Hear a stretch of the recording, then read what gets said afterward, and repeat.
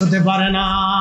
আল্লাহ রাসূল আল্লাহর কোরআন বলতেছেন ওয়া ইতাইদিল কুরবা, নিকট আত্মীয়স্বজন যারা আছে দরিদ্র থাকলে দেখাশোনা করবা, খাবার দাবার দিবা, কাপড় চোপড় কিনে দিবা, খোঁজ খবর তাদের রাখবা, তাদের সঙ্গে সুন্দর সুসম্পর্ক রাখবা, তাদেরকে বাড়িতে দাওয়াত করবা, তোমরা তাদের বাড়ি খোঁজ খবর নিতে যাইবা। আত্মীয়তার সঙ্গে যারা সুসম্পর্ক রাখে আল্লাহ রাসূল বলেন আমার আল্লাহ তার সঙ্গে সুসম্পর্ক রাখে। আর যে আত্মীয়তার সাথে সম্পর্ক নষ্ট করে আল্লাহ রাসূল বলেন আল্লাহ তার সঙ্গে সম্পর্ক নষ্ট করে। অতএব এইগুলি আপনারা খেয়াল করে চলবেন। আল্লাহ আমাদের তৌফিক দান করুন, সকলে বলেন আমিন। আর কথা বাড়াবো না, আসেন আমরা প্যারা নবীজিকে দাঁড়ায় সালাম জানাই। ইয়া নবী সালাম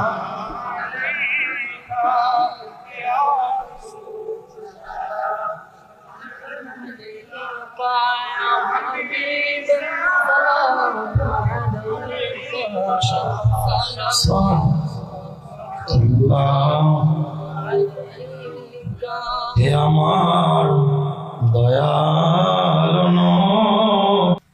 আমি আনফিকুর ব্যাখ্যা করতে যাচ্ছি, মনোযোগ দেন। এই মাটি কিন্তু একটা আম গাছ, হরেক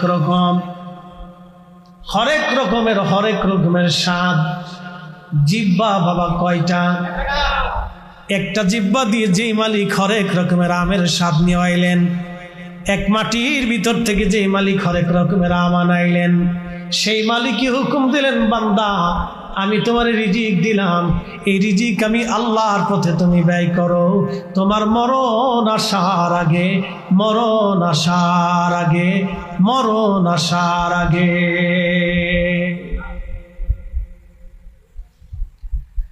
সেই নদী, অনেক বড় বড় বিল, হাওর আর বাওর আর বিরাট বড় বড় পুকুর, 100 রকমের মাছ, একই পানির ভিতরে থেকে যে আল্লাহ হরেক রকমের স্বাদের মাছ আনাইলেন, একই পানির ভিতর থেকে যিনি হরেক রকমের স্বাদ আল্লাহ সাধন করাইয়া ওই মাছ দিয়ে আল্লাহ আপনার জিহ্বার তৃপ্তি দিলেন, মনের তৃপ্তি দিলেন। একটা বারো কি মন চায় না ওই মালিকের প্রশংসা করার জন্য? একটা বারের জন্য কি মন চায় না ওই মালিকের শুকর আদায় করার জন্য?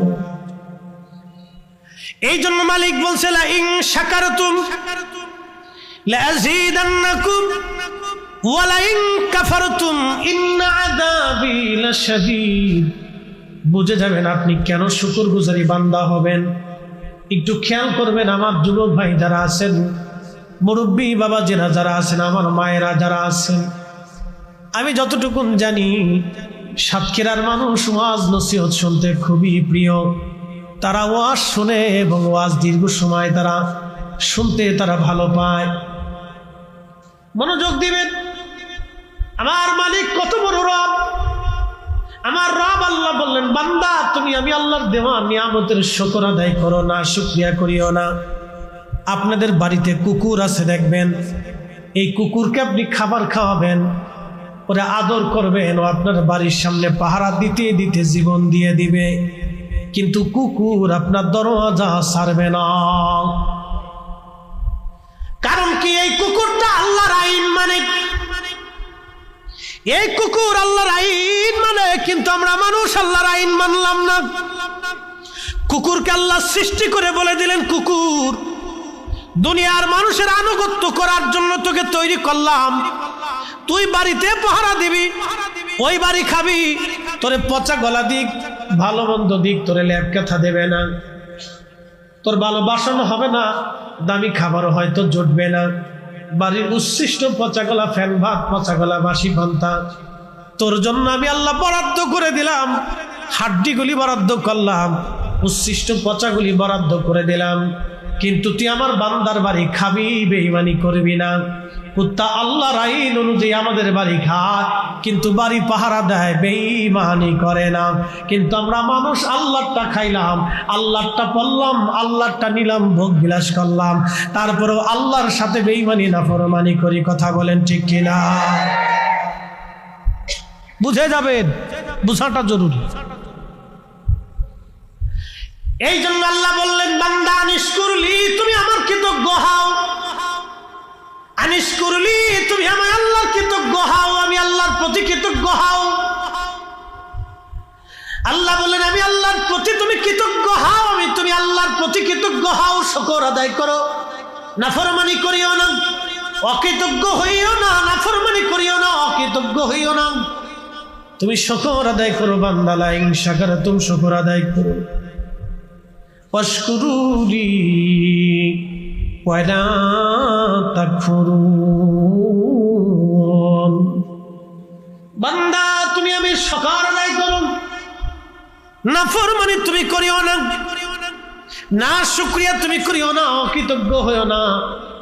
প্রিয় সাতক্ষীরার মুসলমান, খুবই মনোযোগ দিয়ে শুনে যাবেন যে আল্লাহ বন জঙ্গলে পশু পাখি দিয়া, গাভীর দুধ আর উট ছাগল দুম্বা ভেড়া দিয়া, সন্তান আর স্ত্রী দিয়া, বাবার মা দিয়া, দুনিয়াদারি দিয়া, সুন্দর করে সমাজকর্ম, এই সবুজ শ্যামল পৃথিবী, আকাশ, চন্দ্র, সূর্য এবং বাতাস দিয়া যে আল্লাহ আমাদের কলিজাকে ঠান্ডা বানাইলেন। যদিও আপনারা সমুদ্রের পারের মানুষ, উপকূলীয় এলাকার মানুষ, আপনাদের কষ্ট হয়। এই যে দেখেন আল্লাহ একটা ঝড় তুফান আল্লাহ দিলেন সারা বাংলাদেশে। এই ঝড় তুফান শুধু যায় না, এর সাথে বৃষ্টিও আল্লাহ দিলেন। কোটি কোটি হেক্টর জমিতে আল্লাহ পানি দিয়ে ভরে দিলেন, সবুজ শ্যামল করে দিলেন। মেশিনের পানির ফসল, বৃষ্টির পানির ফসল এক না। বৃষ্টির পানির ভিতরে আল্লাহ প্রোটিন দিয়ে রাখেন, বৃষ্টির পানির ভিতরে বরকত লুকায়িত থাকে। ওই বৃষ্টির পানি যখন জমিনের মধ্যে পড়ে, জমিন সজীব হয়ে যায়, জমিনে ফসল বেড়ে যায়, গাছ তরুলতা সজীব হয়ে ওঠে। দেখেন, যদিও আপনাদের কষ্ট হয়েছে, কিন্তু কোটি কোটি মানুষের উপকার হয়েছে, কোটি কোটি মাখলুকের উপকার হয়েছে, কোটি কোটি ফসল, হেক্টর জমির ফসলের উপকার হয়েছে। যদিও আপনাদের অনেকের ক্ষতি হয়েছে, কিন্তু কোটি কোটি মানুষের উপকার হলো। এত প্রচন্ড গরম যিনি ঠান্ডা বানাই দিলেন, একসাথে বলেন সেই ক্ষমতার মালিক কে? না না, হাত উঁচু করে বলেন কে? ঘূর্ণিঝড় কি আবহাওয়া অধিদপ্তরের অধীনে, আল্লাহর অধীনে? জোরে বলেন, কার অধীনে? তাহলে এই ঘূর্ণিঝড় আইন মানে কার? সূর্য আইন মানে কার?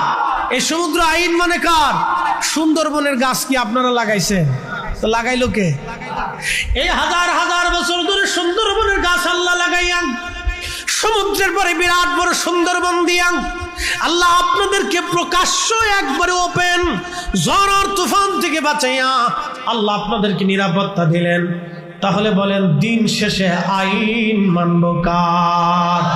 নারা চিৎকার মেরে বলেন, আইন মানব কার? সেজদা হবে কার? জিকির হবে কার? আল্লাহর কোরআন বলতেছে, কুল, হুজুর আপনি বলে দেন, ইন্না সলাতি ওয়া নুসুকি ওয়া মাহইয়ায়া ওয়া মামাতি লিল্লাহি রাব্বিল আলামিন।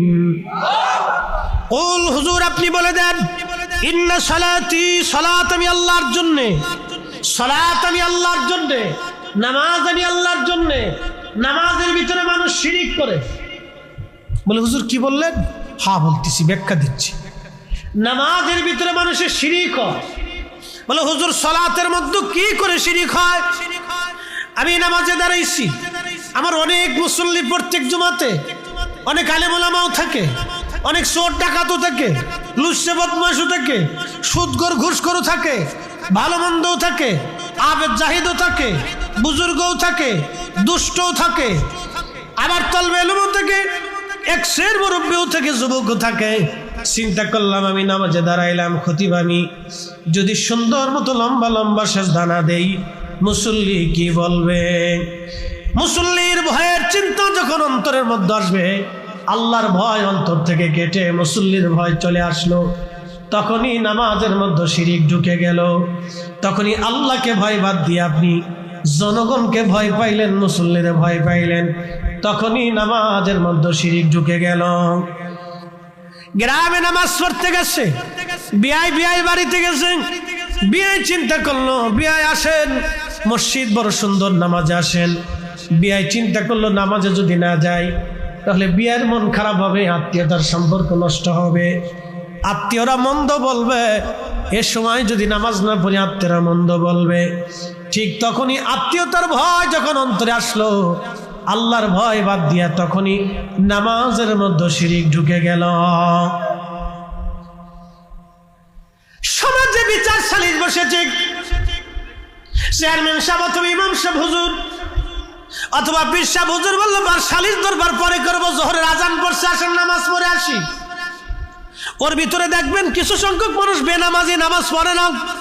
এরা চিন্তা করলো যদি নামাজে না যায় সমাজ কি বলবে, সমাজ কি বলবে, আজ দুর্নাম হবে, চলো নামাজে যাই। তখন তারা সমাজের ভয়ে নামাজে যায়। আল্লাহ রসুল বললেন উম্মত তখনই নামাজে শিরিক এসে যাবে। এই যে জুমার দিনে সাপ্তাহিক কিছু মুসল্লি আছে সারা সপ্তাহের মধ্যে নামাজ পড়ে না, শুধু জুমার নামাজ পড়ার জন্য যায়। জুমার নামাজের আজান পড়লে গোসলাদি করে সেন্টেড মেরে একটু ভাব চক্কর দিয়া মসজিদে ঢুকে সবার পরে বের হয় সবার আগে। কি কথা কন নাকি আছে না? মসজিদে ঢুকে সবার পরে বের হয় সবার আগে। বিরাট মুসল্লি সপ্তাহে হাজিরা দিতে গেছে। এই যে চিন্তা করলো সপ্তাহে জুমার নামাজ যদি মসজিদে না যায় সমাজের মানুষ কি বলবে, তখন আর নামাজে আল্লাহর ভয় নাই, ভয় হয়ে গেল সমাজের। কিন্তু আমাদের নামাজ হবে কার জন্য? আল্লাহর কোরআন বলতেছে قد أفلح المؤمنون الذين هم في صلاتهم خاشعون।